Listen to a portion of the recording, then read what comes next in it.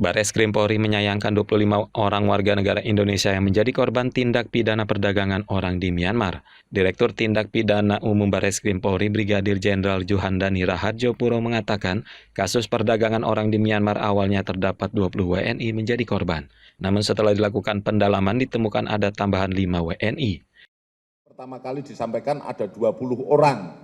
Ternyata di KBRI di Thailand, di Bangkok, itu kita dapatkan 5 orang, di mana 5 orang itu sudah kabur dari perusahaan yang sama, tempat 20 orang itu disekap. Jadi 25 orang itu sudah kabur duluan dan diperlakukan dengan sama, mereka berhasil kabur sendiri dari perusahaan di mana dia disekap.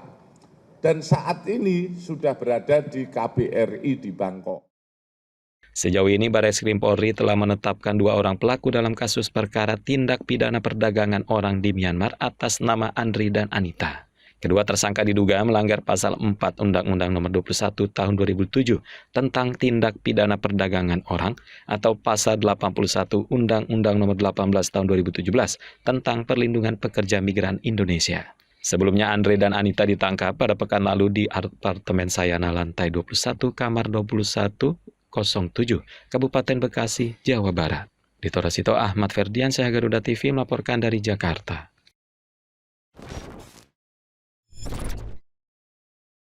Bareskrim Polri mengaku sedang membidik perekrut lainnya terkait kasus tindak pidana perdagangan orang di Myanmar terhadap 25 warga negara Indonesia.